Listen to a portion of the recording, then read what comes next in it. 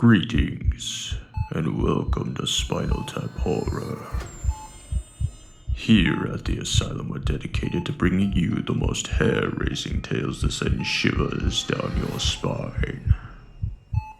So please, sit back, relax, and count backwards from 10. The operation is about to begin.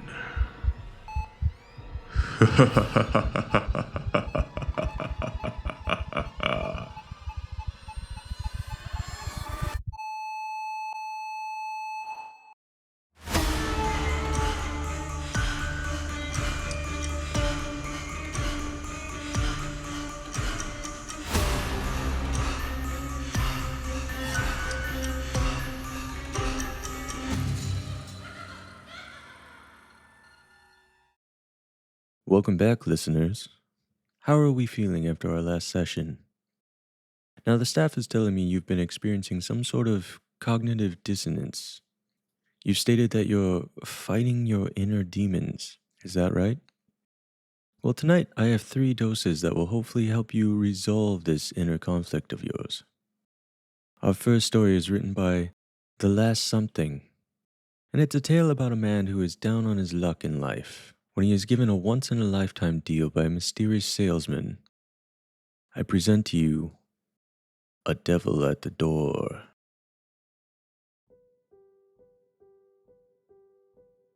Alex was dragged out of a drunken stupor by a loud, persistent knocking at his door. Head pounding, Alex opened the door to be greeted by a short, pudgy man in a charcoal suit holding a briefcase. "Good morning, Mr. Moreland," the man said, holding out his hand. "It's a pleasure to meet you on such a fine day." He smiled, displaying a row of crooked teeth. Alex squinted, the daylight burning his eyes. "I'm not buying whatever you're selling. Go away or I'm coming back with my gun." He slammed the door, but it bounced off the man's foot with a harsh thud. "You don't own a gun, Mr. Moreland. We checked," the man said, still smiling. "I seem to have caught you at a bad time. This should help." The man snapped his fingers. Instantly, the pounding in Alex's head stopped, and the light seemed to dim. How'd you do that?" he asked in disbelief. "Curing your hangover is the least of what I have to offer," the man said, gesturing inside. "Now please, let's sit." Alex stepped aside as the man entered his home and took a seat at the small, sticky table in the kitchen. The man laid his briefcase down on the table, and Alex sat across from him. "Now, as I see it, you haven't really done much with your life," the man began. "No family, no friends, and no job. Oh, and you also have no money. The bank will take your house soon, and frankly, Mr. Moreland, well, your life is a mess." The man opened his briefcase, pulled out a brochure, and handed it to Alex. I don't get it," Alex said, puzzling over the document. "You're trying to sell me a condo?" "That's right, Mr. Moreland. Those condominiums are part of the new afterlife packages we are so proud to offer. A unit just like those pictured here could be yours for eternity, all for the low, low price of one simple murder-suicide." Alex looked up from the pictures of a pool and a sauna. "You can't be serious." "It's a simple transaction, Mr. Moreland," the man explained. "You do this, and you earned a secured, guaranteed place in hell, with all the amenities included." Alex briefly looked up from the brochure, then continued to read about the complimentary laundry service. "Just kill somebody and then off myself, huh?" "That's right," the man nodded. "It could be anybody of your choosing. We'll provide some local selections if you wish, as well as other assistance." The man retrieved a handgun from his briefcase and set it on the table. Alex looked at the gun, thinking about his last boss who fired him over nothing. He thought about the man from the bank who was going to take away his home. All the people who wronged him, who caused his life to turn out like this. "Only one person?" he asked. The man grinned. "Well, we do offer luxury packages." "Do you have a brochure of those?" Alex asked. "And maybe a bigger gun?"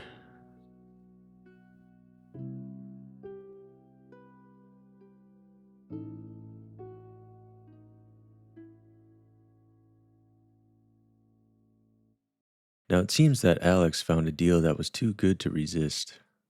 Maybe he should have thought a little harder about how he landed in the situation in the first place. Much like the person in our next story, written by Tammy Shaw. We follow a passenger taking a regretful ride down memory lane, going over all the things in life that led him to this moment. All the little things. The train car hummed as we moved. I slid into a seat and saw him across the aisle. A man in a dark coat smiling at me like he knew me. A few other passengers slept, soft breathing, curled up with jackets for pillows. "Long day?" he asked. "Yeah, something like that." "Long life?" "Yeah." He didn't talk for a while until I loudly huffed at a memory that suddenly bothered me. "What's on your mind?" Nothing, just thinking about something dumb I did." He smiled, warm, friendly. "Oh yeah? Like what?" I shrugged. "Oh, just stuff. Little things." "Little things," he repeated, nodding. "Funny how they stick with you." "Yeah," I chuckled. "I guess they do. Like the time I left my kid at soccer practice. It wasn't for long, just a few minutes. Still felt awful, though." He laughed softly. "Life's full of those moments. You keep moving, though." We talked more. Jobs we had, cities we lived in, old apartments, bad landlords, traffic jams. I told a story about the time I accidentally locked my wife and kid out in a snowstorm. He laughed warm and easy, like a long-lost friend. Then, as if offhand, he asked, "Ever wish you could go back and change one thing?" "All the time," I said. "Like forgetting my dad's birthday last year." He didn't say anything, but I still feel it. But I guess that's life. He tilted his head. "Or death." I froze. "What?" He grinned.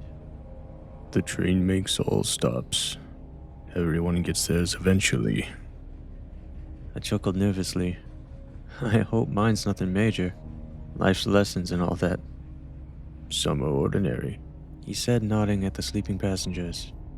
"And some, not so much." He stared right into my eyes. "Yours is next." I looked at the other passengers again. Their faces went right. Shadows moved under their eyelids. Skin pulled tight. Their mouths sagged open in a scream. The train screeched. Sparks ran across the ceiling and walls. My stomach flipped as the brakes howled. He leaned closer, hand on my shoulder. Firm but oddly gentle. "This one's yours, my friend." I wanted to resist. My chest tightened. Panic rose in my throat. But my legs moved anyway. Step by step, my body obeyed. The train man guided me toward the doors, murmuring lightly, his hand steady on my back. I tried to pull away. I tried to run. My hands scraped the seats, my fingernails snapping. I couldn't stop. The doors hissed open. Heat slammed into me. A wall of burning hair and rotten flesh. Outside, the ground was a river of fire spilling through the cracks. Shapes wriggled and writhed in the distance. Too many arms. Too many mouths all shrieking at once. He kept a hand on my back. Gentle. Friendly. "All those little things, He said, tapping me twice. they add up."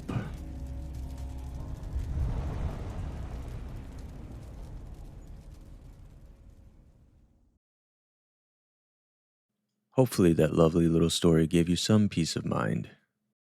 We all struggle with some form of regret. Just make sure your decisions don't land you in any hot water. Like the person in our final story. Written by Tall Bayou Man. We close out our journey with a tale of someone who wakes up somewhere hot. Too hot. Unsure of how they got there. The only thing they know about this place is that they're supposed to burn.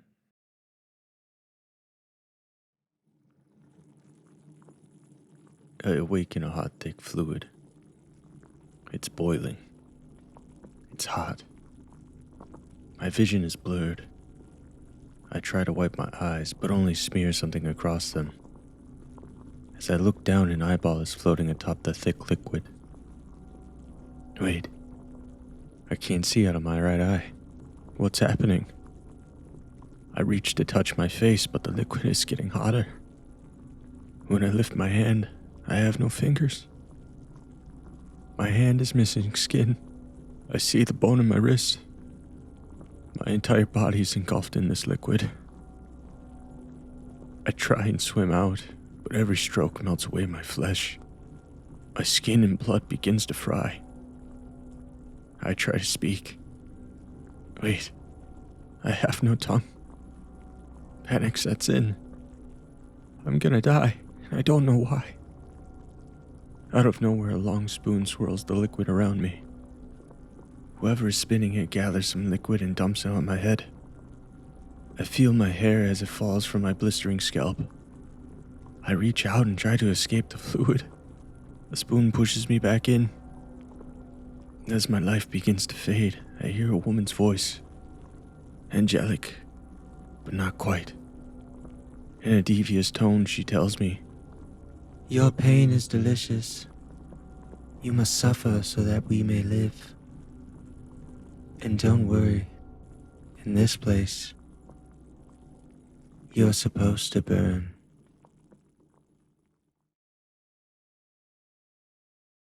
Now, I hope that this was able to help you with your mental discomfort. We wouldn't want you doing anything that you'll end up regretting later on in life, now would we? Now get some rest. I'll be back in a couple of weeks to see how you're doing. And thank you all for listening. I've been your host and narrator, Ryan Blue. If you like what you heard here today, please consider leaving a 5-star review and a comment down below. And if you're watching this on YouTube, don't forget to subscribe and consider leaving a like and pressing that bell notification so you don't miss out on future episodes. Remember, you can find SpinalTap Horror on YouTube, Spotify, and Apple Podcasts. You can also follow me on social media at SKZombieCorpse to see everything else I tend to dig my hands into. If you have a story you'd like to share with us for consideration, you can post it to our subreddit at r/SpinalTapHorror or email us at spinaltaphorrorpod@gmail.com.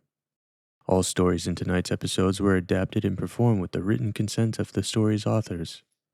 All music featured with said stories can be found for free of use on pixabay.com. Thank you all for listening, and I'll see you for the next operation.